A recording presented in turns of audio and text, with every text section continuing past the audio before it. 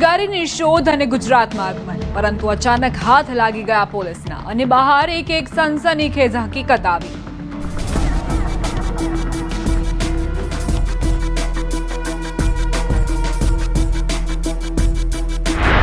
પાંચ યુવાનોને રોજગારીની તલાશ, પણ એકના દિમાગમાં કંઈક ઓર જ પ્લાન હતો.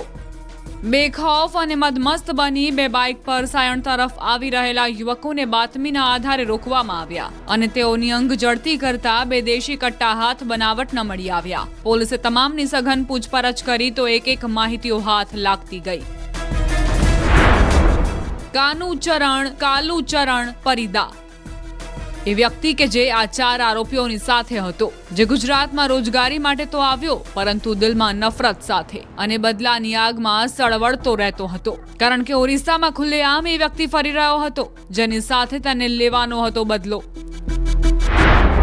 જે માટે કાનુચરણે મિત્રોની મદદથી યુપીથી બે દેશી કટ્ટા ખરીદ્યા અને આ દેશી કટ્ટા લઈ તે ગુજરાત આવી ગયો હતો. પરંતુ બદલાની આગમાં તે ઓરિસ્સામાં બદલો લે તે પહેલા જ તે પોલીસના હાથ લાગી ગયો.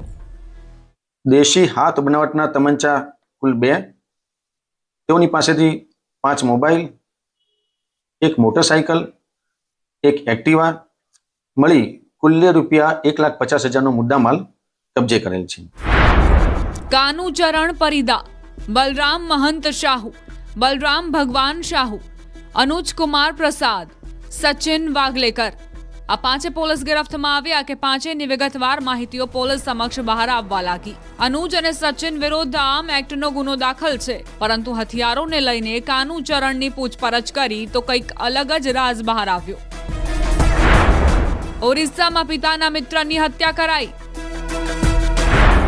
આઘાતમાં કાનુના પિતા કાલુચરણે ઝેરી દવા પી આપઘાત કરી લીધો, જેને લઈને કાનુના મનમાં જાગી હતી બદલાની ભાવના અને ઓરિસ્સામાં પિતાના મિત્રની હત્યા અને પિતાના આપઘાત માટે જવાબદાર લોકોની હત્યા કરવા માટે હથિયારો ખરીદ્યા હોવાનું બહાર આવ્યું છે.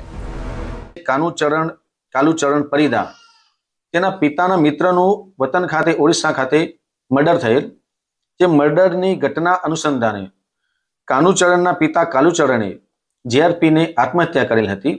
જે બાબતનો વસવસો હોય આરોપી કાનુચરણ પોતે આ બાબતનો બદલો લેવા માંગતો હોય, જેથી તેણે હથિયારો મંગાવેલ હોવાની હકીકત તપાસના કામે બહાર આવેલ છે.